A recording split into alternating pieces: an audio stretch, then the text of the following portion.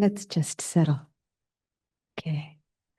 First, start with a little gratitude for the angels who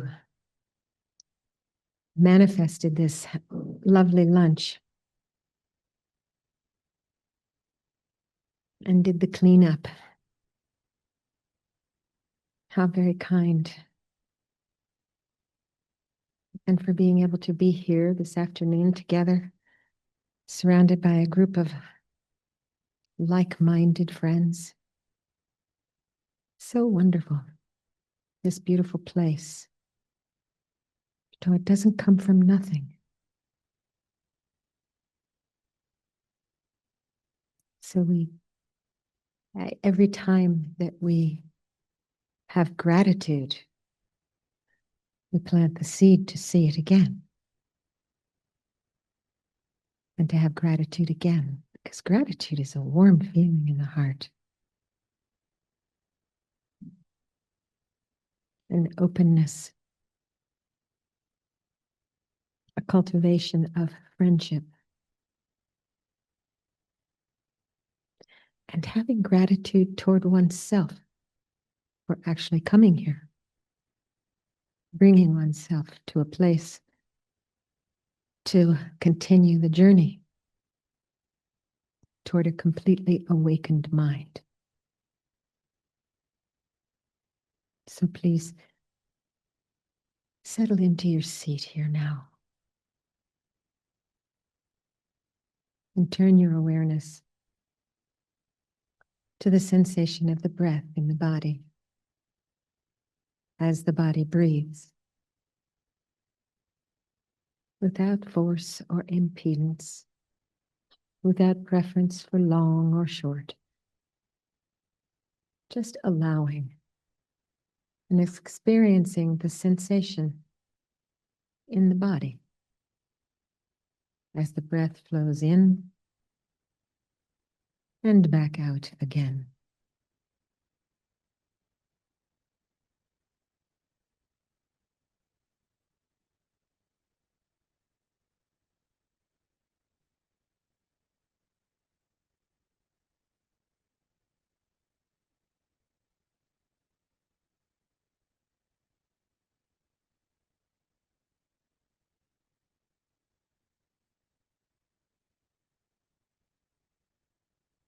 And as we develop stability, we fine-tune our awareness to attend to the point in the body where the breath manifests most distinctly or most comfortably for us. Maybe the tip of the nose, or maybe the belly rising and falling. We decide, there I will attend without wavering for 10 cycles. Make a strong determination not to waver, not to wander. And if the mind is trapped in a thought or an emotion or a sensation, simply recognize and kindly, gently return again to that point where the breath is manifesting in silence.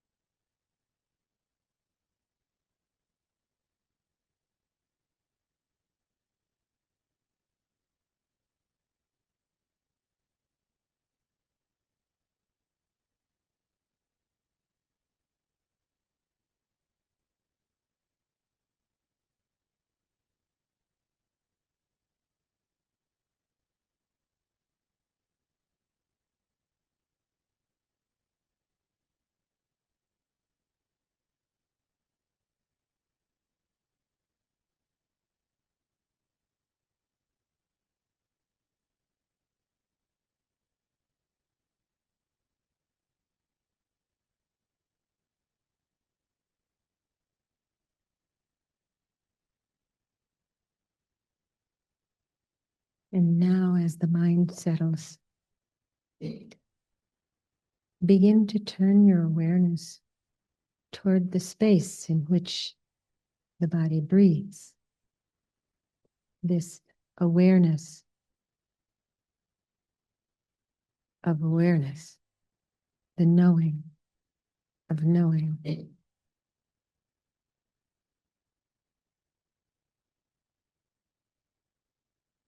With no object, simply awareing.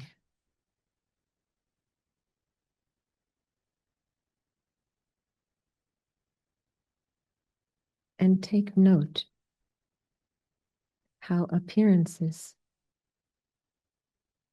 thoughts, sensations, images,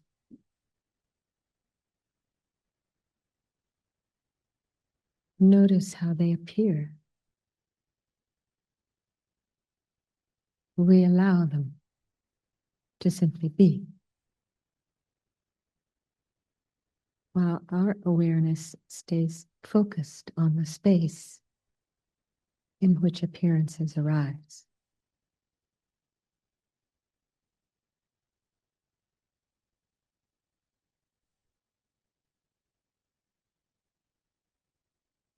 Sometimes it's useful to encourage awareness to simply expand in all directions,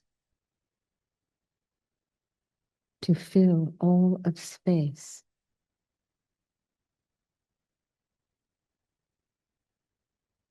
And then to gradually return back just to its natural place of resting.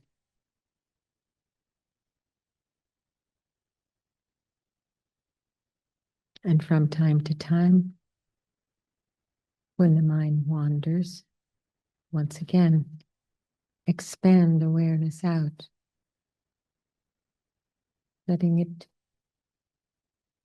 whatever's appearing, simply dissolve into this vast, luminous, spacious awareness. And then gently bring it back to its natural place and let it rest.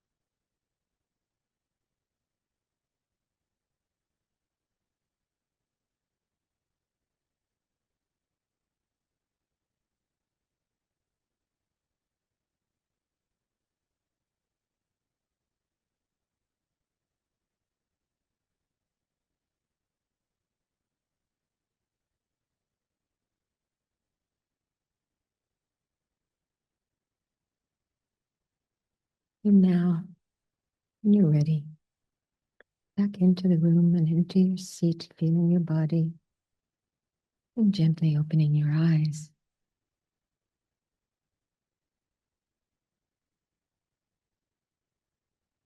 Sometimes when the bell goes off, there's a tendency to just move on to the next thing.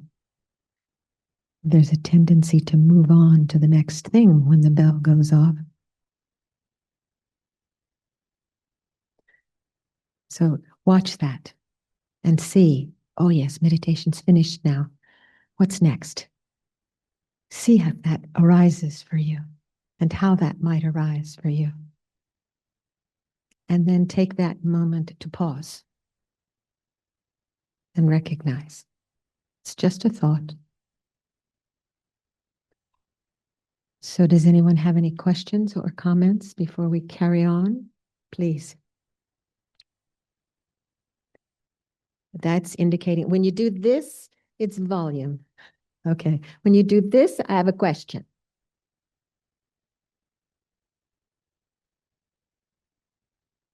Good. Please, we have a question.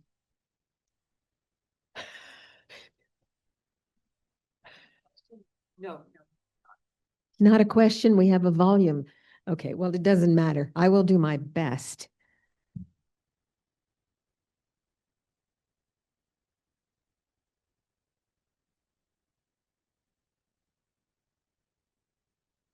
Probably not.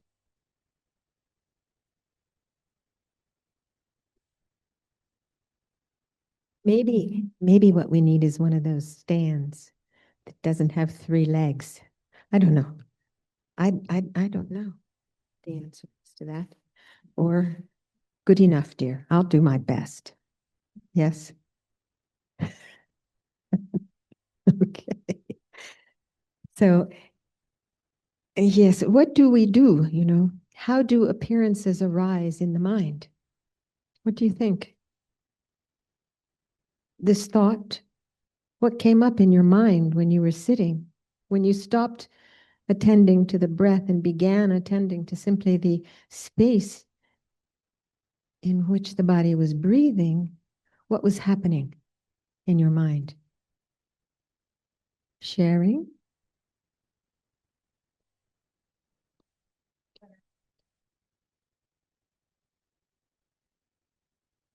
I went home and looked in my mailbox and there was a letter from the IRS. Oh, isn't I that lovely? can't think of anything else. I want to get it done and over with. So that's really an indication, isn't it, that what's arising now comes from previous mind moment? Yes, from previous mind moment. From previous mind moment. It's very interesting how it comes, yes? Yes, I just thought everything was going to be perfect this year. A couple of years ago, my husband died, and I had a whole lot of things that I didn't work out properly and all that. And I thought it was finished, and I've never not paid my taxes on time and all that stuff. And, I want to be a good girl. Creating the cause for happiness. Yes, I understand. Anybody else want to share what's going on in their mind when they're... Yes.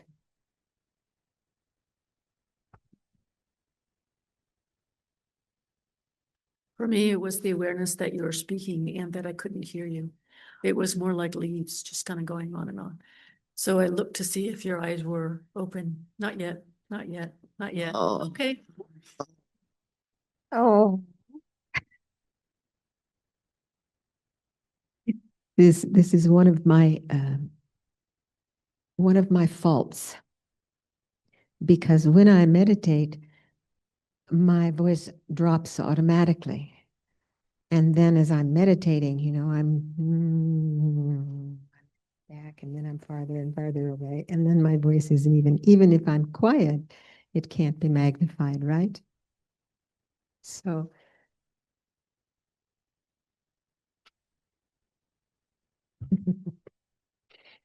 yes. What else?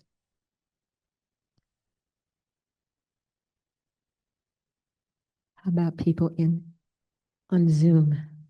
Anybody want to share their experience when what's arising in their mind and where it might come from?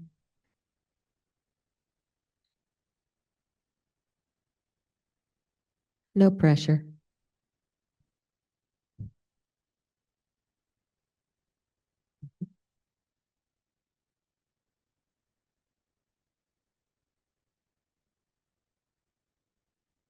Thank you. Thank you. Well, I notice usually it seems related to something that I saw or heard, or it's like some kind of little contact happens. Mhm. That's what I notice You notice. myself. Yes. But sometimes they're just these thoughts floating around and they somehow get a hold. They Mhm. get a little toehold and Mhm. Mhm. carry me away. Mhm. I understand. Yes, exactly. I understand. We're going to look at that. Yes.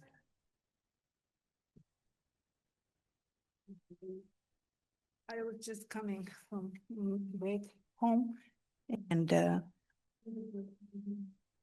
neighbor who was always looking inward and never talked to anybody and never reacted on anything. He was inside of himself all the time. Never hello, goodbye, nothing. I meet him almost every day. And at this time he looked at me consciously. Something happened to him. And I said, how do you feel? How do you feeling today? He said, I am so blessed. And he told me his life story, how he was on drugs and he got off and was sick. He hated the world. It's all in 5 minutes. He told me the whole story. You are so good because I'm talking like I'm talking to you, like I'm talking to God. It was poor old man, and I was smiling at him and wishing him the best. And it was amazing experience. That's really wonderful. And you see that loving kindness that you offered him that without a word. You know, how are you feeling? That's all.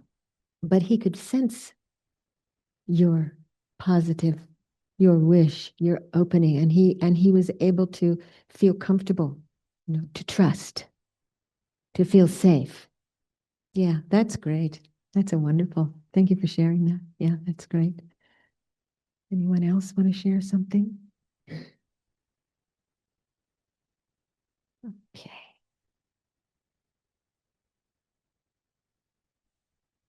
So we talked about this, the karmic imprints.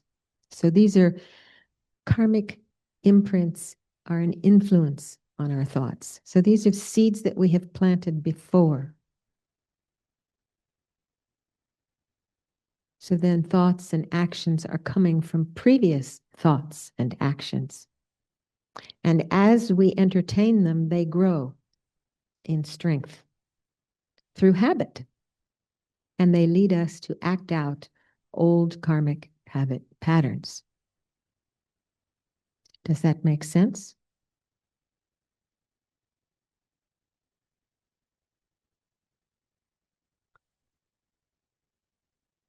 So this is mistaken ideas.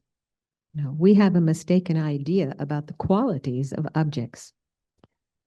We exaggerate both the good and the bad aspects of the objects that we meet.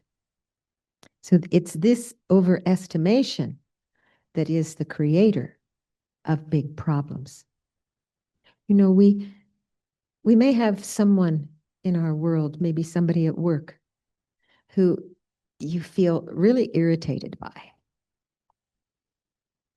Does anyone have any irritators in their life? So we can imagine. And if a specific irritating event took place, you know, we go home and we tell, we explain, oh, you wouldn't believe, blah, blah, blah, blah, blah, blah, blah, blah, blah, blah, blah. And then there's more irritation that comes as you go back to work, you know, the next day. You know you're going to run into them. And so every day there's this attitude of not liking and not wanting to be around and feeling that that person is really the cause of your irritation and wishing that they were out of your life in some way. Not wishing them harm, but just wishing that they were out of your life. And so then they're transferred. So they're not at work anymore. You don't see them. And you're really feeling relieved, right? So happy. And then the new person who takes their place. So difficult. So we see how we imbue our outer circumstance with the cause of our dissatisfaction. And the same thing is true about exaggerating the shiny object. You know, we get something that we think is fantastic, you know, and we exaggerate it. This is so great. This is everything I ever wanted, and I'm so happy about it. But then it doesn't take very long before we become accustomed to that shiny object. And it begins to lose its luster, it just becomes ordinary. And then after a while, actually, it really needs to be replaced. So we can see, I think, realistically in our life how we do that and how that creates dissatisfaction in the mind, because we are imbuing objects with good and bad and either wanting or not wanting them in our life. And we think if we're free of them, that we won't have any problems. Somebody once said to me, you know what? I would be completely enlightened if it wasn't for sentient beings. No problems. So we conceptualize. They say that this our identity is completely empty of any abiding, self-sufficient essence because it is conceptualized by thought and word. And the same thing is true of all phenomena. Everything is essentially empty. So how does conceptuality relate to our spiritual practice? You can see this young boy sees a basketball and it goes through the filter. And through that filter, upon contact to the basketball, the filter is right there and comes right out the other side. And either if he's had a good experience playing basketball, then he has a smile on his face. But if he had a bad experience, then he has a frown. And if he doesn't really have much to do with the basketball at all, he's neutral. But we grasp onto the positive or the negative. It just happens that way. We automatically go toward the thing we like and away from the thing we don't like. So first we have contact with the object. And it's perceived by one of our 5 aggregates. The eye sees it, the nose, the ears, the taste, the touch, the thought, the mental. So we have contact. That's the first moment of perception. I see it. And in this micro moment, that's a pure, unadorned, bare perception. There's a round, spherical, brown object, that basketball. That's the naked truth about that, is that it is it's round and it's brown. And we've been taught that it's a basketball. And we've been taught that what you do with the basketball is play with it, and it goes through the basket. And we've been taught that. So it's a concept of what that basketball is. But in the very first moment, in the micro moment of the eye contact, it's just a pure perception. The naked truth about the object. It's round and it's brown. So in the next moment of mental consciousness, the mind kicks in and brings with it the entire beginningless array of our experience and karmic habit patterns, with all their superstitions and judgments and projections. And then we begin to conceptualize about the object. How I really wanted one of those for Christmas, and I didn't get it. And then we go on. Or I always hated basketball because I never knew how to play it. So this is what happens all the time. If we're looking, if we're aware how that happens. So we see a person coming down the street toward us. Imagine that. Someone's coming walking. A person looks like a body walking, but it's just a person without even the label person, because it's a shape coming. And every label is a concept. So I'm going to call it a person. So in the nanosecond of laying my eyes on that object coming toward it, I begin to describe it, right? Oh, it's a man. It's a woman. Oh, it's my friend. Isn't he lovely? I'm happy to see him. Or, oh, not her again. Or, oh, that person looks nice. I haven't met them before. And on and on and on it goes. We make a story about whoever's coming. Think about that. You're just walking down the street in your town. You see people, and automatically there's a label that goes on that people. You kind of decide who they are, whether they're a threat or not a threat, whether you want to see them or don't want to see them. Their appearance to you gives you an idea of who they are.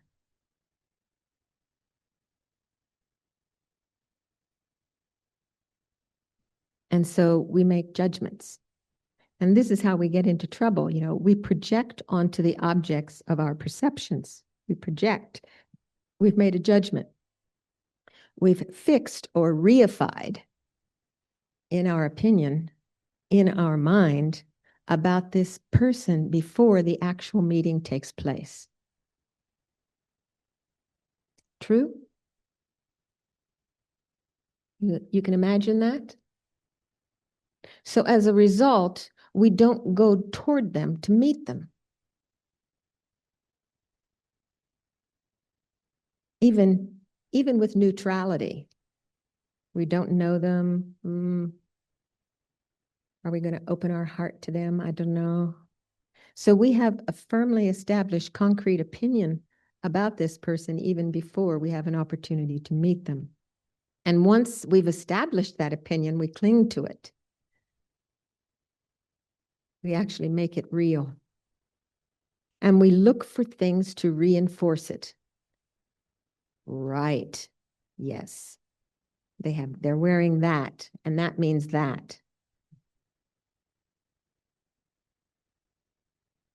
So I can remember reading, I think, The Power of Now, Eckhart Tolle. And in that book, he talks about the self-pity mind. We have an idea about ourselves as not being good enough and can't ever do anything and will never succeed. And he said it's like a basket that we carry around with all of these self-pity thoughts. And he said, and so when somebody comes up to you and says, oh, that's a beautiful shirt. You look so nice today.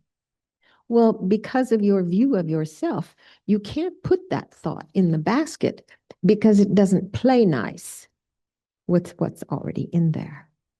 So we get these fixed views, not only of others, but of ourselves as well. And then we have missed opportunities. So perhaps the person that we wanted to avoid was actually coming to apologize to us. But we quickly ducked into a building to avoid seeing them. And it was a missed opportunity to re-establish a relationship with someone. These kinds of attitudes, because we have a fixed attitude, then we're not open to other possibilities. No. We've already made up our mind, so we turn the corner to avoid meeting up with this person. So a missed opportunity to develop a friendship or at least a workable relationship. Then I think we've all had the experience of walking into a room.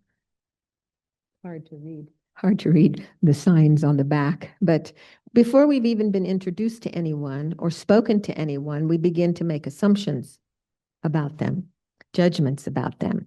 Oh, he looks nice, or don't like the looks of her, or that's my kind of person, or I can tell by the way she dresses that la, la, la, la. It's also possible that somebody says, look out for Susie because she's a talker. And so you go in and somebody says, oh, this is Susie. And you're like, but Susie, that wasn't your experience of Susie, but you were automatically looking for her to be that way. So this is where I think it was Bob Thurman, Professor Thurman, was giving a talk. And he said, we have to be really careful about the things that we say, because I might be talking to Judith and say, you know,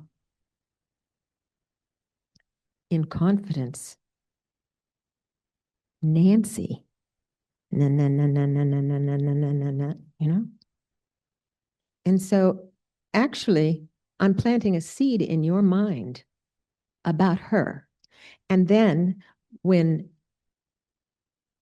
June overheard the conversation, we planted a seed in her mind as well, just by our conversation. So now it's like radio waves. He said, be very careful what you say, because anyone who is within earshot of your conversation has an opportunity to hear what you're saying and plants seeds in their mind to ripen as an opinion, as an idea about another person.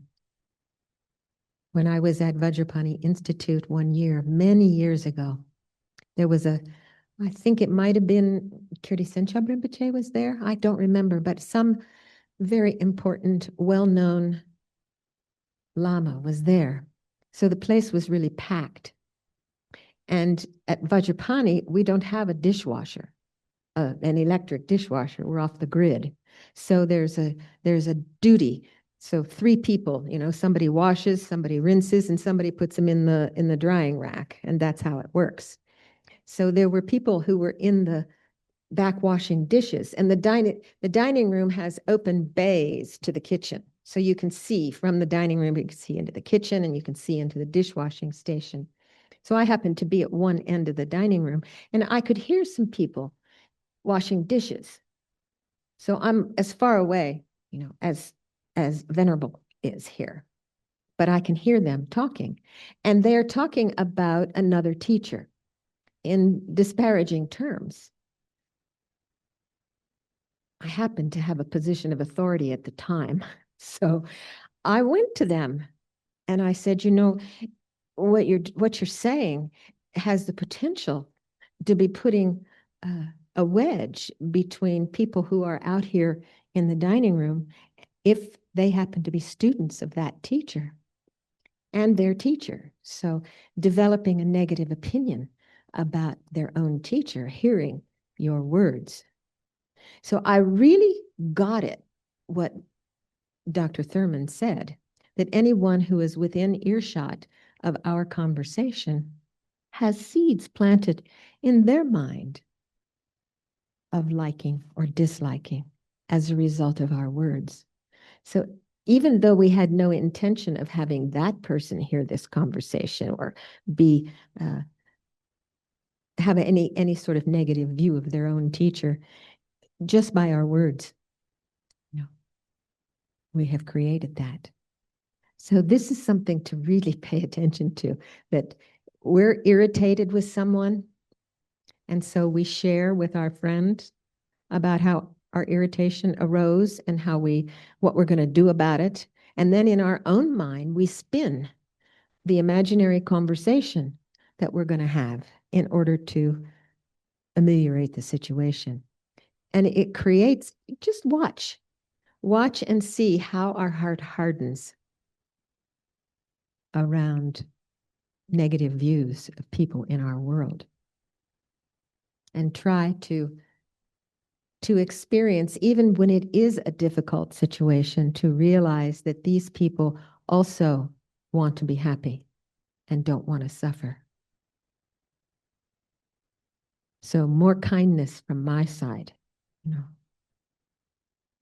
So all of this, you know, it's old habits and attitudes. So what if we approached life with childlike wonder, you know, with fresh eyes? Projections arise from our past experience in this life and beginningless previous lives. We almost never experience anything fresh, uncomplicated, with just a pure mind, like a curious mind. We already know when we go there that we're not going to like sitting in that chair that's on the other side of the room. It's going to be uncomfortable. We don't approach things with childlike wonder. So all of our old attitudes and habits come. And the possibilities of a wonderful new idea or experience goes right out the window because we prejudge everything. Right or no? It's to think about. These are things to investigate. I'm not telling you this is the way, the truth, and the light. I'm telling you, look at this and see if it works, see if it's true. Because it's only when we make it our own truth that we begin to make inroads into changing our behavior, our thought process. So perception and conception. Perception is the data before the concept. So we perceive something. It's before the linguistics. It's the face before the name. The appearance before the label. And then conception is fleshing out the information that we perceive with our labels, such as a cup, a china cup, my grandmother's antique cup. Now we've locked in a scenario here, whereas we're holding the cup. It's my grandmother's precious china cup. And the more I hold that and grasp that and love that, the greater the suffering when someone bumps me and knocks it out of my hand and it shatters. So the more we grasp, the tighter we grasp, the greater the suffering when we lose what we love or don't get what we want or get what we don't want. The tighter the grasp. So there's a direct proportion. The degree of our suffering is directly proportionate to the strength of our grasping. True? Does it make sense? The more I love it, the more I don't want to lose it. And it's okay to love things. It's okay to enjoy things, but just to realize in every moment it's impermanent. We could go home and our house has been burned down. It's possible. Is that right? Oh my. Yes. Yes. And in some places, you go home and it's been bombed. Yes. So that goes above and beyond. Yes. So on top of a pure or non-conceptual awareness of an object, without any conscious direction, we conceptualize it. We like it, we don't like it, or we're indifferent. And then we have added repulsive or desirable attributes or qualities onto the object. And we exaggerate them. And we crave to be free of the repulsive ones, and we want to have more of the desirable ones. And it's through this craving, this wanting, that we create actions that keep us trapped. Believing in the inherent positive or negative qualities of oneself and phenomena. So this takes us right back to the first of the 12 links, ignorance.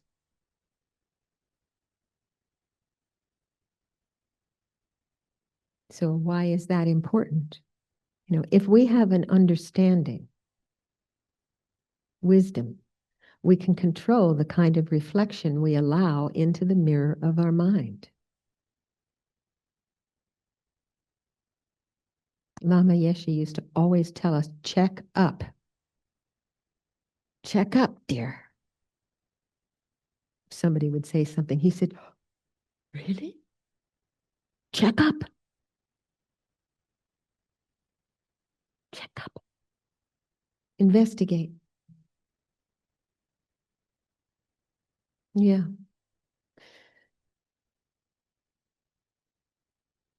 Lama was very expressive, the many faces of Lama Yeshe.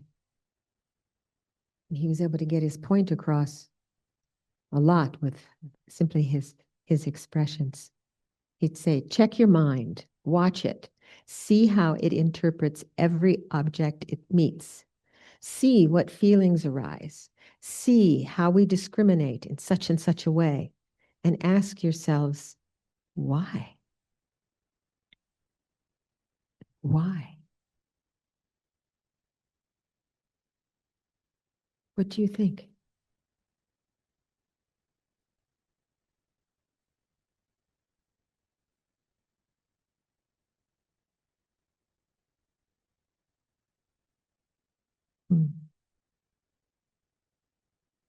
Habit. View the mind as having no thought other than repetition.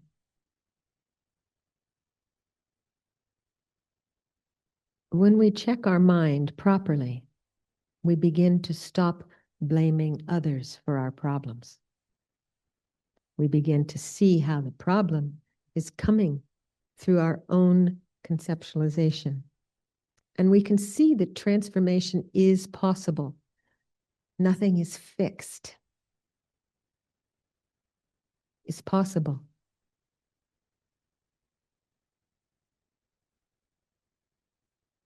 So we have a feeling. It's the experience of pleasure or displeasure or neutrality.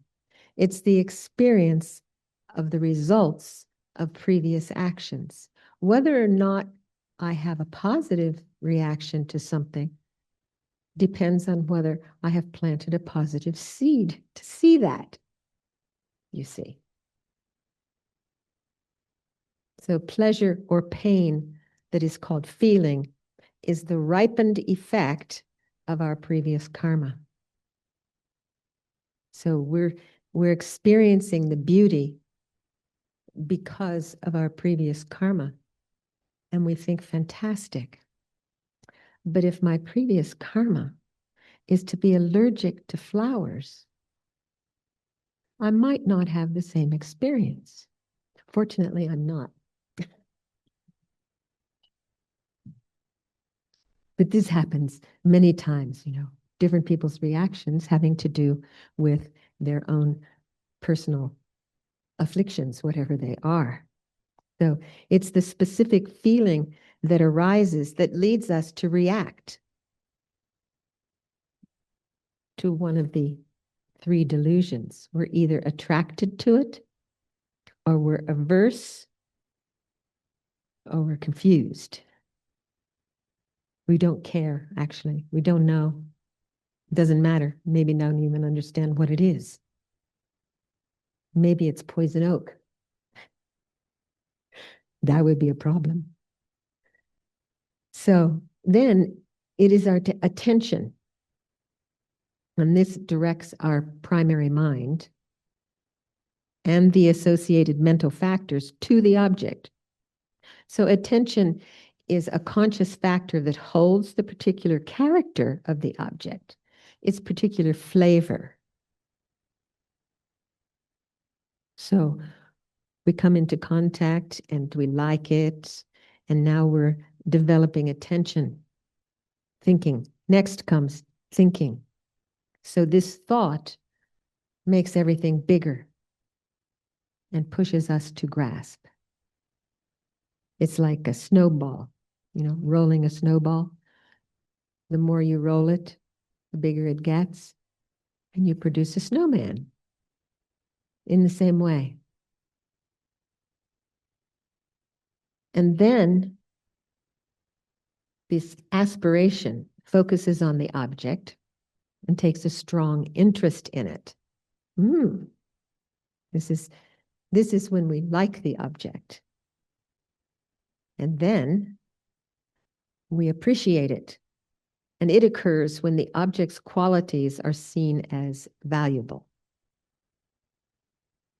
So appreciation stabilizes this mind that appreciates the object. And then mindfulness is the factor that brings the mind back to the object again and again and again without forgetting it. doesn't allow the mind to wander. Keep thinking about that again and again. And actually, this mindfulness is actually the basis for the next, which is a mental factor of meditative concentration. Whoops, I missed one. Come back. So meditative concentration is the ability to stay single-pointedly for a sustained period of time on a single specific object. And here we're completely focused on the object. And that's the basis for what is called sublime awareness. So this is a mind of superfine sharpness and refined ability to discriminate, to examine, to understand, to investigate an object, an idea, whatever it wishes to illuminate. With sublime awareness, we have the potential to actually see the object's true nature.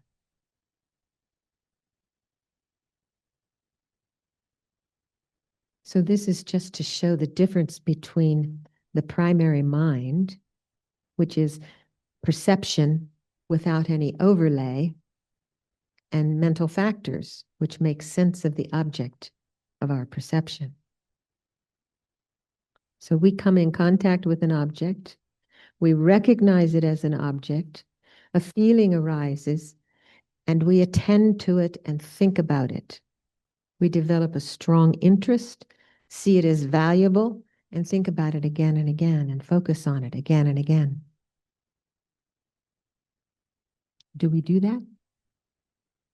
Do you see how we do that? What do you think happens when we do that?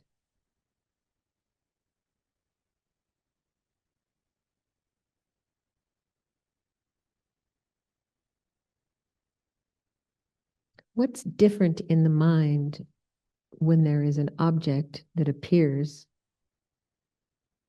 that we don't know?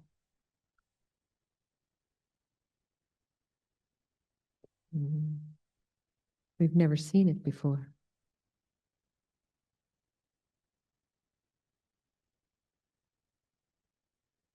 Or somebody gives it a label in a different language.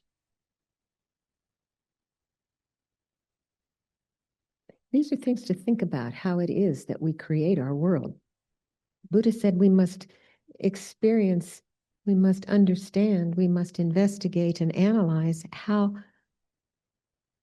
we fabricate our experience of the world. How do we do that?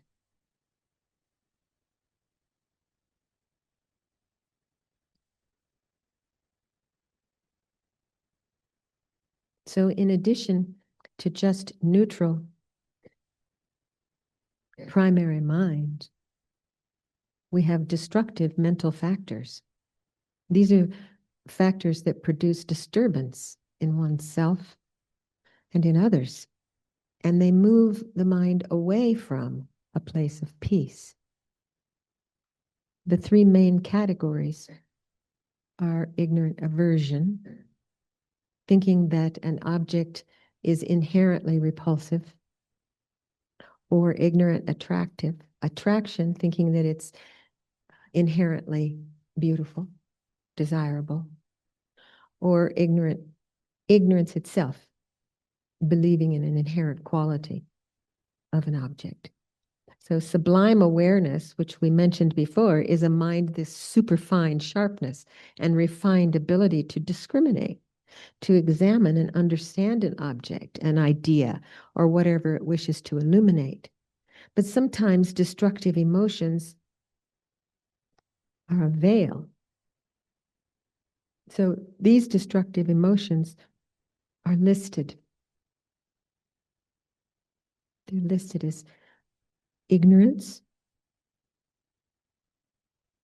desire, hatred, envy or jealousy, pride, and sometimes doubt as one of those. We can see when the mind is under the control of destructive emotions. Hatred or aversion arises when we encounter unpleasant feelings. We want less of it. We don't like it. We want less. We want to be free of it. We see it. We see our displeasure as being out there in the object. We don't see it as coming from our mind. We don't see that we created that. Desire or attraction arises when we encounter a pleasant feeling. We want more of it. We want to possess it. We want to keep it. And we think that the experience or the object is what is creating the pleasure. We don't realize that it's in the mind. And if we look at it and analyze it intellectually, investigate it, and explore it, can we see that there is any inherent positive or negative quality in an object? What do you think?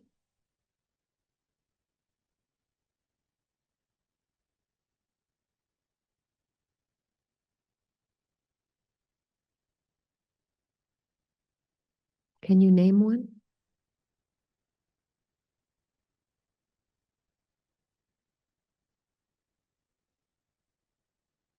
Anybody want to stick their neck out? You'll say no. Well, if we can say that there's nothing that has any inherent quality, then we can't find an object that has an inherent quality. But isn't it true that if we have something that we don't like, some group we don't like, for instance, that we tend to be pulling into our group a similar idea about how that group is worthy of our derision or our dislike? We tend to hang out with people who have similar attitudes about the world that we have, similar likes. I find it interesting to look at. It's good for us to question reality. This is the point. We question it.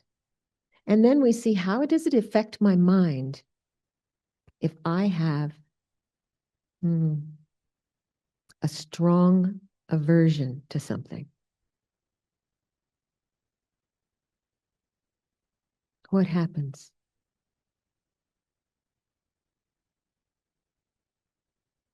We're going to take a break. We'll come back 10 minutes and we'll go on.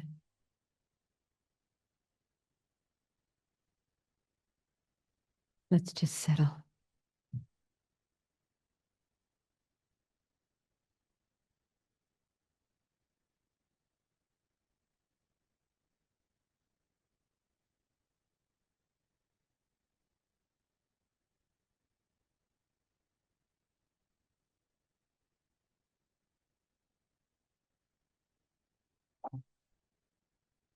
Yes, bless you. When we hold on to our preconceived notions, we block the ability to actually experience a wider, more beautiful world. So, questioning is good. Whenever we find that we're suffering, we're finding that there is a self holding on to that suffering. And if we look for that self, she can't be found. So this is a liberating, it's a freedom, it's a kind of freedom. And I don't have to hold on to the pain that is appearing. We do have pain in this life. Pain and suffering, that's the first noble truth. But whether we experience happiness or not is dependent upon our view. What is it? Pain is and suffering are a given. but what's the word I'm looking for? But whether we have displeasure as a result of it is optional. Something like that. There was some kind of powerful quote I read in a book. I think it's called The Illuminating Mind or something like that. But it is like, we do have pain. And it was like Buddha told the king, you know, pain and pleasure, treat them as the same. Interesting. Anyway, it is something to investigate, how it causes us to retract from life and to miss out on some of the beauty of life because of that retraction. So it is our destructive emotions that block our view of the true nature of objects.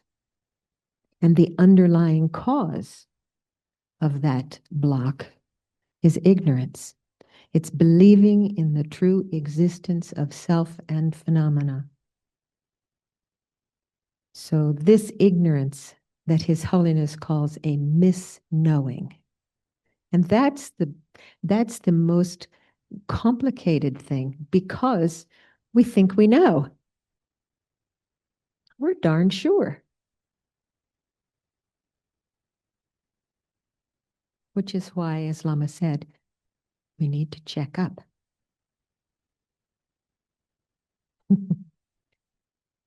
So, this is ignorance. It's the belief that self and phenomena have a true, self-existent, unchanging, permanent nature. That the self is constant, that it's real, that it's pleasant to have this self that we want to take care of, you know. It's unchanging. It's attractive to have this. You know, we're attracted to it. So we're born with this belief. It's deeply rooted in our psyche. And until we pull it out by the root, we will continue to cycle. And the result of such a belief is to hold tightly to what we love, wishing it will always stay, and never wishing it to end, and believing that it will never end. And the suffering that ensues is really phenomenal. We're devastated when we lose it.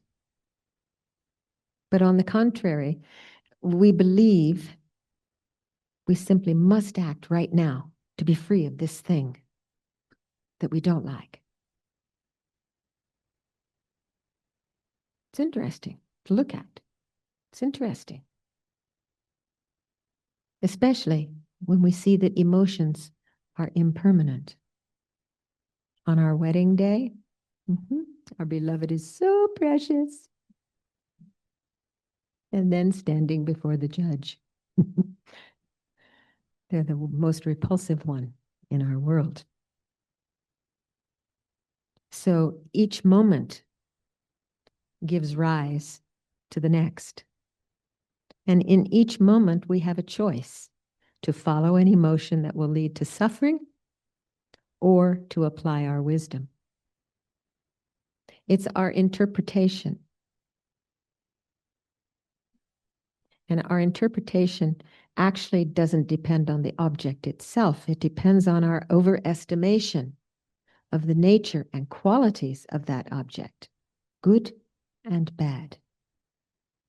So exploring our own experience, it teaches us that grasping attraction and rejecting aversion are causes of suffering.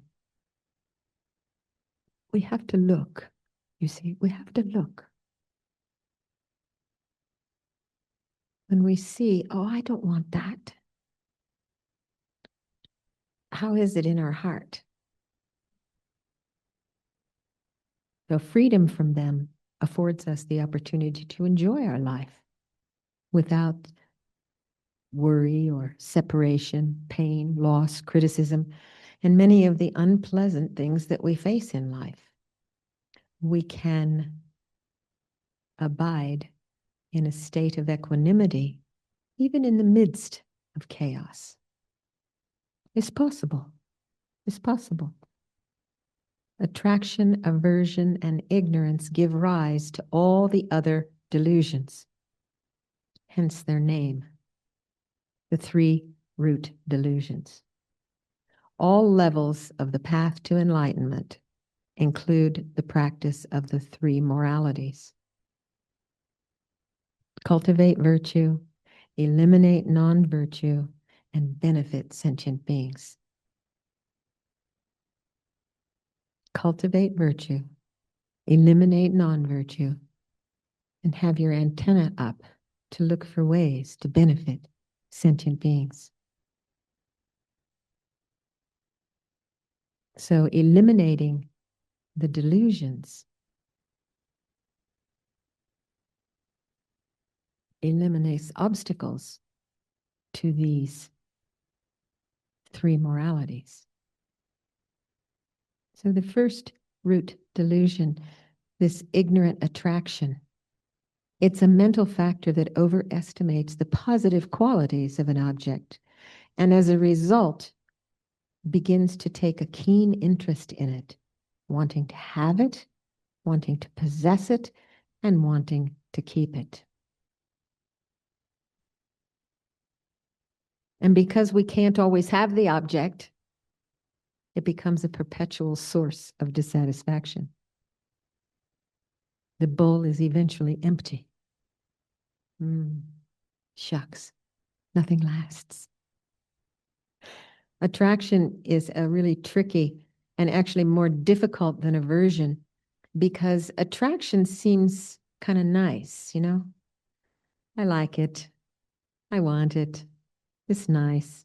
It's a sneaky appearance as being inherently pleasant. Because when we like something and want something, we don't want to hear any of the negative qualities associated with it. You know? We meet someone, we think we're going to spend the rest of our life with them. We've already planned the nice house and the white picket fence and the kids and the dogs, and it's all planned out. And then somebody says, you know about that person. La, la, la. We don't want to hear it. We don't want to hear it. And the same is true conversely, that which we get to ignorant aversion. So this is a mental factor that overestimates the negative qualities and is unable to tolerate the person, the object, or the situation. Actually seeks to harm the perceived source of displeasure.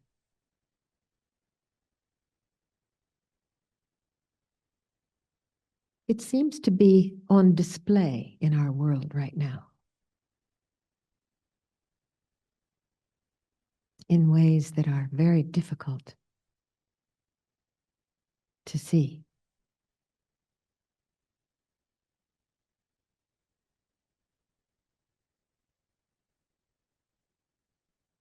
And then ignorance or confusion. In Tibetan, timug is the word that is translated as ignorance or confusion. And it has the connotation of gloom or darkness. It refers to the confusion that arises from fundamental ignorance, a truly existential confusion with regard to the nature of reality itself. As I mentioned, ignorance is a misknowing. It's believing in the true existence of this self and of phenomena. And what it does is it obscures the mind, making it impossible to actually see reality as it is. It's a confused fog. So we become attached, we become averse. When we're attached, we're eventually let down, and aversion will arise with a reaction of anger, rage, or violence even, and things go from bad to worse.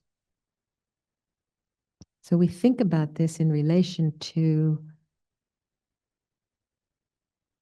the full capacity of the life, what happens at the end of the next life. Now, what are we cultivating in this life?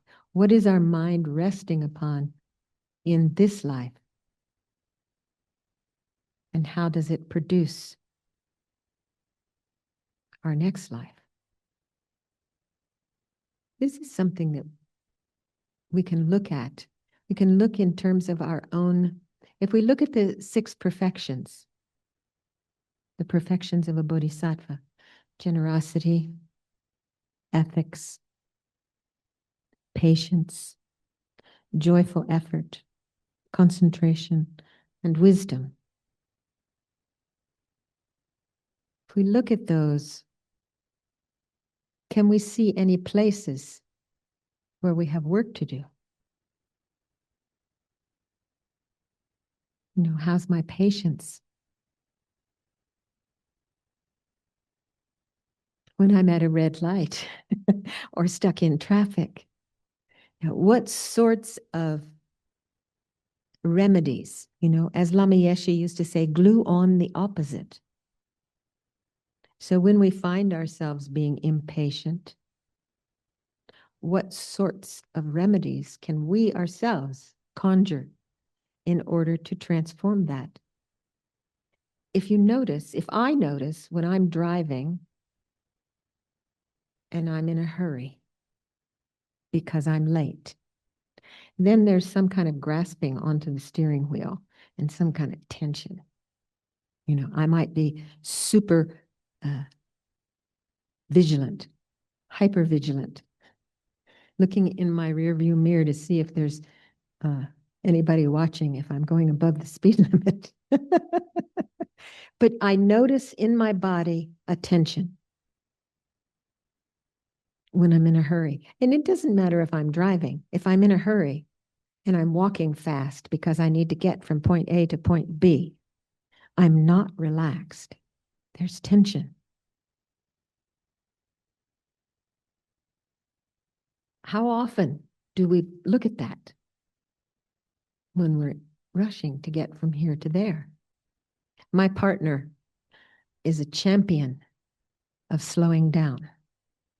So we get out of the car together and I'm ready to go, you know? And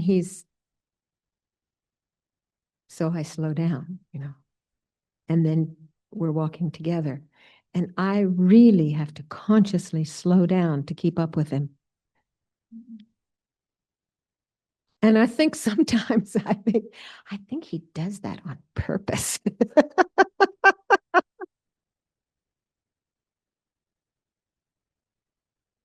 It's really a matter of being present. And if I'm in a hurry, then chances are I'm not in a vast state of open awareness.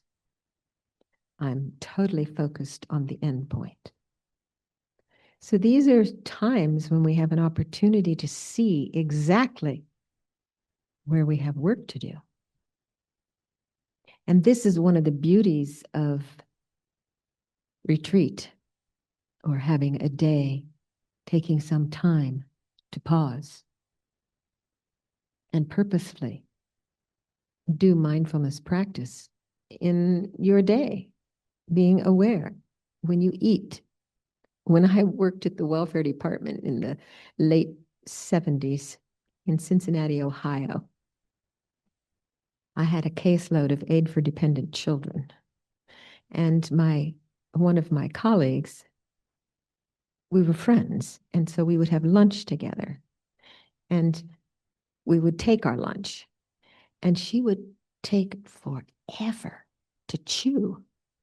She would chew and chew and chew and chew, and I would watch.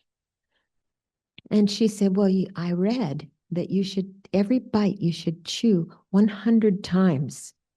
She said 100. So I will share with you that while I've been here, when I'm sitting having my breakfast, I tried that. Almost impossible to get to 100. But I think maybe, paying attention, counting, chewing, feeling, tasting, seeing what it's like, and having an experience of eating instead of just eating, and oftentimes doing something else while you eat. You're, checking your email or reading something, something. TV's on. I don't have a TV, but it's possible, for different kinds of things to arise for you to entertain yourself instead of eating. We're eating, but we're not really eating. So I look at the various opportunities to do what Lama Zopa Rinpoche called bodhicitta mindfulness, where you are thinking about others and finding ways to eliminate their suffering.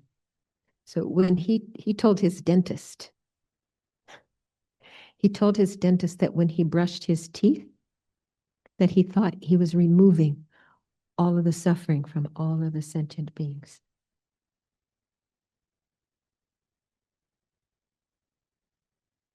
So if I try that, it's good, because the more times I can think to remove the suffering from others, then the more open-hearted I am. The more when I run into somebody who's has the aspect of being an irritant, I can say, may you be happy in my mind, in my heart. May you be happy. And the more we do that, I can attest that the more we think of other people being happy, the happier it makes us. There are so many ways that we can think about benefiting others that is not a physical benefit, literally. Turn on the light and enlighten all beings. Close the door to samsara for myself and all others. Open the door to liberation. I mean, how many times do we open and close doors and turn lights on and off?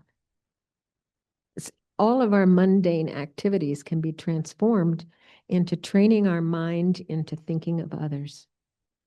And the more we cherish others, the more happiness we ourselves have. When I had a small business in Boulder Creek for almost 20 years. It was a desktop publishing copy shop. So in a small town, so lots of people in that town knew me because they used my service all the time. And one of the things that I had was I would do printing for people. And if it wasn't something that I did in-house, I had printers that I would work with. And Lama Zopa Rinpoche had a home not in Santa Cruz area, in Aptos. And so he would have me print bumper stickers. And one of the bumper stickers was, no anger equals no enemies. Or for happiness, cherish others. And he had on his car, he had a van. He had an unbelievable amount of stickers on his van, all over his van, all the bumpers, but also on the side, stickers. And also, if one would travel with Rinpoche and stop at a restaurant with Rinpoche. One time it was close to Halloween. It was in October, and we were going to Big Sur, where there was a retreat center, land that was going to be given to Rinpoche for a retreat center, Shine land. And so I happened to have the fortune of going to in this van with Rinpoche. And we stopped at a restaurant. So there were probably 3, 6, 7, 8, maybe 8 of us sitting around this table. And half of them were ordained. And so when the waiter came, they asked us if we were in costume. It was close to Halloween. Then they brought the food. And if anyone ever had an opportunity to sit and have a meal with Lama Zopa Rinpoche, Rinpoche offered his meal, our meal, maybe for a half an hour. on and on. He offered it on and on to this one and that one, and the stupas in this place, and the holy beings here, and the scriptures and statues, and so the waiters, they're standing behind watching. He was a remarkable individual. He was quite remarkable. He spent some time, because I live close to Vajrapani Institute, and he was going to lead a retreat, a month-long retreat there, give an empowerment and lead a retreat. He first did that retreat, wanted to do that retreat first. And so he came to my house and did the retreat in my house. And I was his attendant one day when Venerable Roger had to go to town. So I was offering, well, I did offer food. But anyway, I was seated across from him. He was on the sofa. I was on the carpet and coffee table in front. And he leaned in to me after we had eaten, and he said, I can't practice. And I thought, I did that. I went, he said, because everybody gives me the very best things. I always have the best food, best place to stay. Everybody says nice things to me. And then he looked at me and he says, now your enemy, they're your very best friend. He said, because they show you where you still have work to do. So just being around an individual like Lama Zopa Rinpoche is quite exceptional. I had many opportunities to experience, what can we say? Irritation, a sense of wanting things to be other than, to hurry up. And as soon as I would give up, if, for instance, sitting in a gompa with Rinpoche as he's teaching, on and on, and finally, having to use the restroom, and feeling like maybe, and Rinpoche had a habit, and he would say, okay, I think we'll stop here. And then half an hour later, we're still. And as soon as I would give up the idea of having to go, why doesn't he stop? This is so difficult. And as soon as I would just say, okay, give it up, he would finish. And this happened not just to me, but to multiple people, multiple people. And that very retreat, when he was at my house, we had a call from Vajrapani, from the children's camp was going on at that time. And so Pam Caton, who was the leader of that camp, called and asked if Rinpoche would come down to Vajrapani because the children had gifts. So I asked Rinpoche, and he said, yes. So then he went downstairs where Venerable Roger's room was. And I thought we were going to leave momentarily to go down there. But he was down there for a long time, maybe half an hour, 45 minutes. And he came back with a bag of gifts for the kids. He'd gone through Venerable Roger's luggage and gotten whatever might have worked to give to the children. And I drove Rinpoche down to the stupa at Vajrapani. And he proceeded to have a really nice interaction with the children and gave them gifts, and they gave him gifts, and it was very, very sweet. And it was approaching 5 o'clock, or maybe 6 o'clock, and it was time for my dogs to eat. And so I thought, well, at any moment he's going to finish. And then I thought, well, maybe I should just run up and feed the dogs and come back. But surely if I do that, he will finish. So I spent probably 45 minutes stewing over this. And then I thought, okay, And then Rinpoche said, I think we'll finish. And I was so relieved, but then the lights came on at the stupa. Automatically, the lights come on. And Rinpoche proceeded to offer the lights to India, to Singapore, to Kopan, all the stupas, here, the statues, for I think half an hour, 45 minutes. And during that time, I was a wreck. And it was only when I said, okay, it doesn't matter. He said, we go now. It was many, many people had that kind of an experience. But for me, he just really wanted us to check up, what is it that you believe? What is it that's pushing you? Who are you? What's going on? And this is when we have these golden opportunities to recognize something more. And we have to think about what's in our mind. So the thing that carries on after death is our stream of impression-laden consciousness. And it's Dharma practice that creates the causes for those imprints to be of a beneficial nature.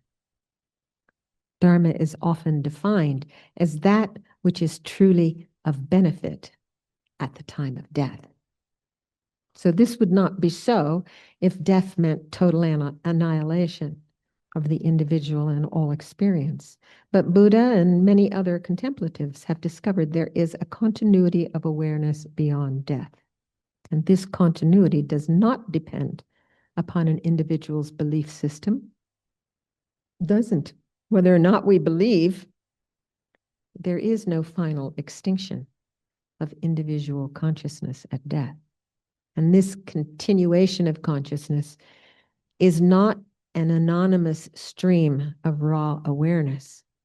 Rather, it carries innumerable, countless impressions from each individual's past experience, as well as personal characteristics and behavior patterns.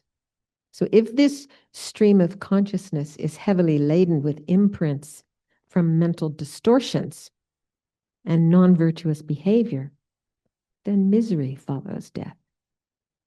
But virtuous impressions, someone asked about merit. Merit is simply a label on an action that is virtuous, that creates, what is a virtuous action? One that creates happiness now and in the future. So virtuous impressions ripen into experiences of joy and contentment. So cultivating mindfulness and living our lives with an intention to benefit and never harm are winners in the game of life, this life. And so what do we do? Hard to see that, isn't it?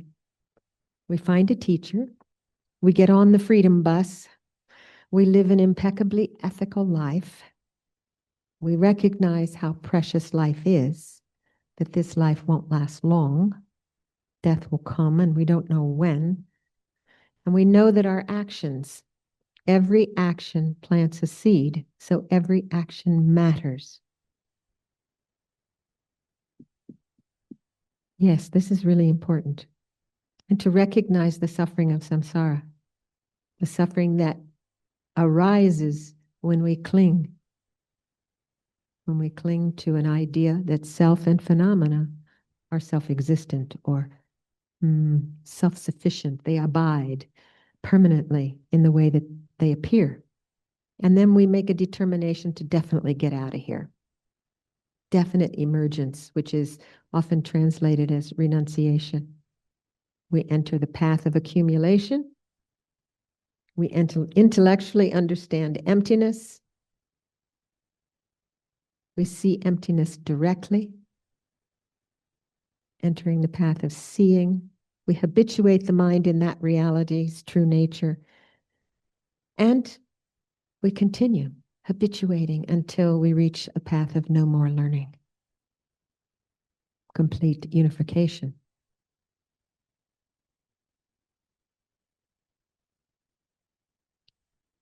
So this enlightenment doesn't have an on and off switch. It grows like a seed. And we plant those seeds and we nurture them and they grow and they produce beautiful flowers, a life of beauty and goodness. So, does anyone have any questions before we close? Any thoughts, comments, meanderings?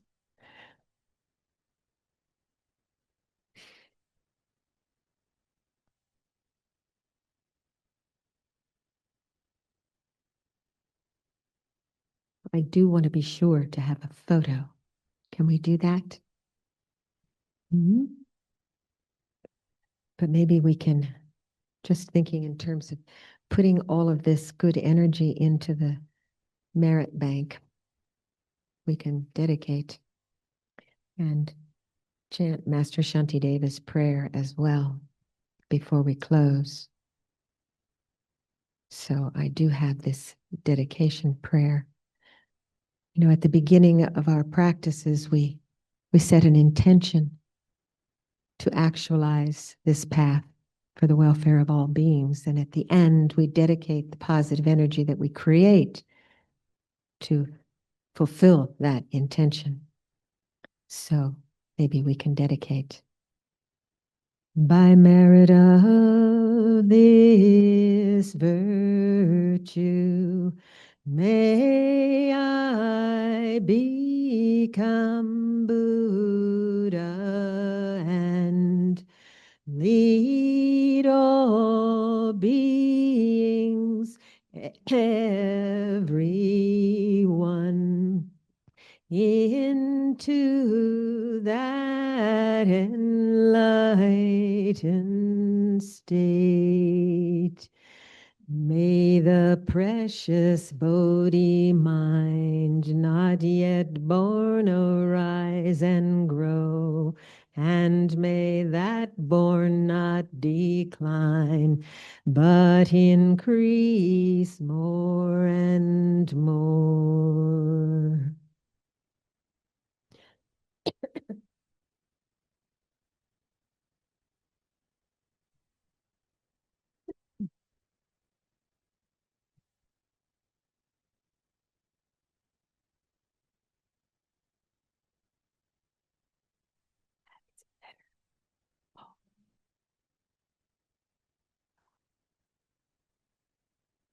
Good enough?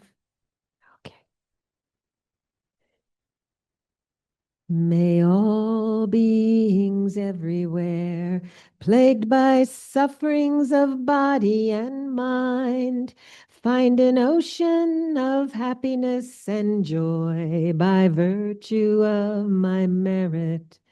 May no living creature suffer, commit evil, or ever fall ill. May no one be afraid or belittled with a mind weighed down by depression. May the blind see form, the deaf hear sounds. May those whose bodies are worn with toil be restored on finding repose.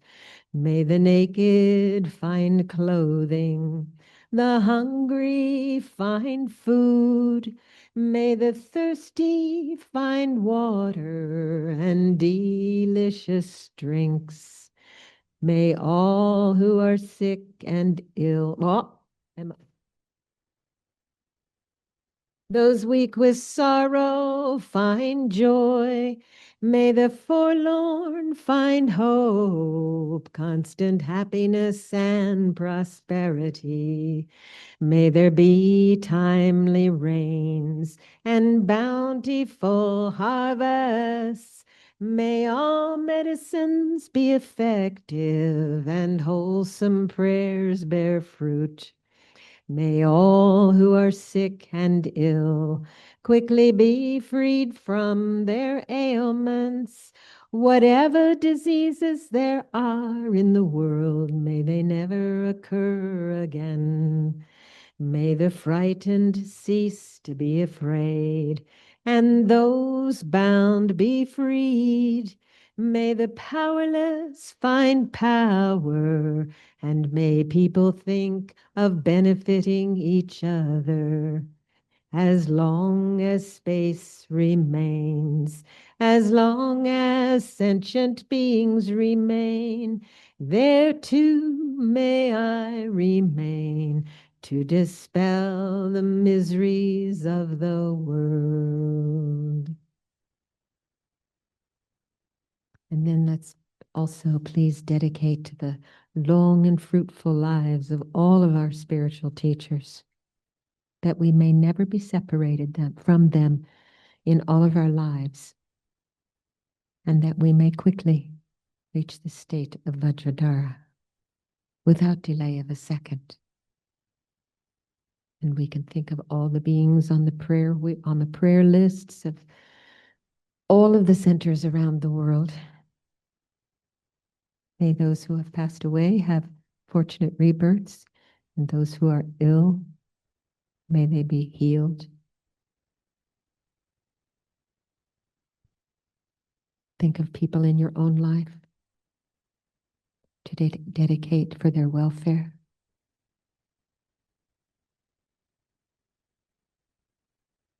And may there be peace in the world based on enlightened politics.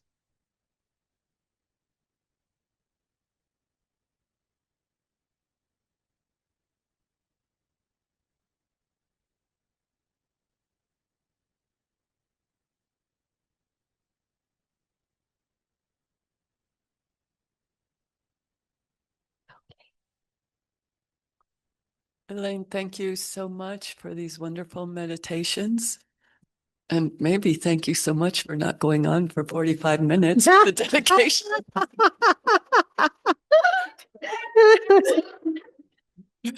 But really, it's been enjoyable. I think this month has been wonderful for all of us. And I'm sure that we will welcome you back next year, hopefully. God willing, and the creek don't rise. Yes. And we'd like to offer now a mandala for Elaine. So we will get started.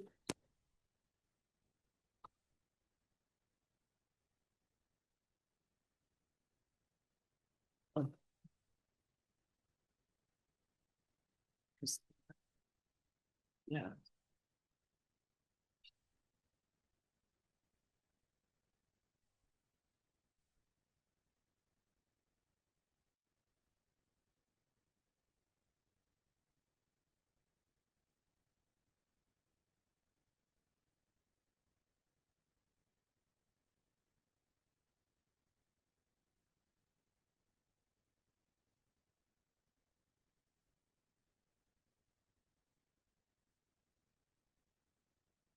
This ground anointed with perfume, strewn with flowers, adorned with Mount Meru, 4 continents, the sun and the moon. I imagine this as a Buddha field and offer it. May all living beings enjoy this pure land. The objects of my attachment, aversion, and ignorance, friends, enemies, strangers, and my body, wealth, and enjoyments. Without any sense of loss, I offer this collection. Please accept it with pleasure and bless me, bless us with freedom from the 3 poisons.